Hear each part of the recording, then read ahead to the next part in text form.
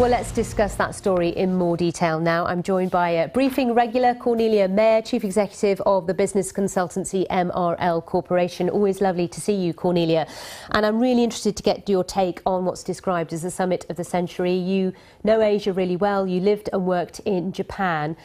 The Japanese are very worried about some of the elements that have come out of it, one being about the stopping of the war games, as President Trump has described it. The joint military exercises. And, you know, I sent you a briefing, I think, Monday night, where I said the one thing Trump must not do is say he's withdrawing troops and he's stopping joint military exercises, because they're not war games. They're there to defend North Korea in case of aggression. You mean South Korea? South Korea, yes.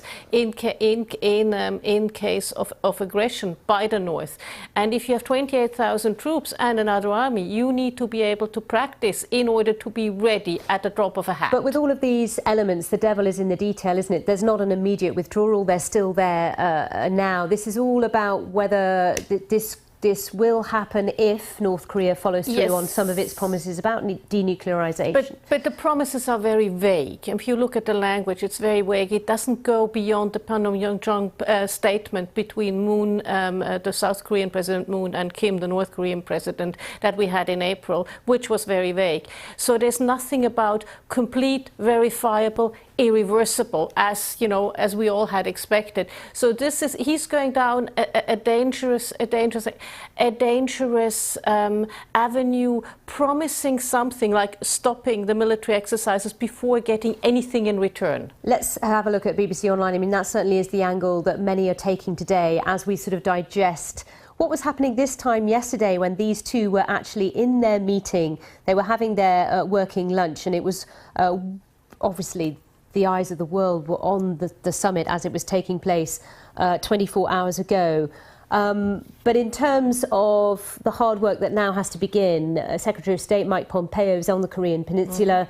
He's now trying to sort of, as you say, pad out this very, very short agreement that was signed by the two leaders yesterday. Yeah, he's padding it out. What I found a bit disconcerting is that there was a clear lack of coordination with both Japan and Korea.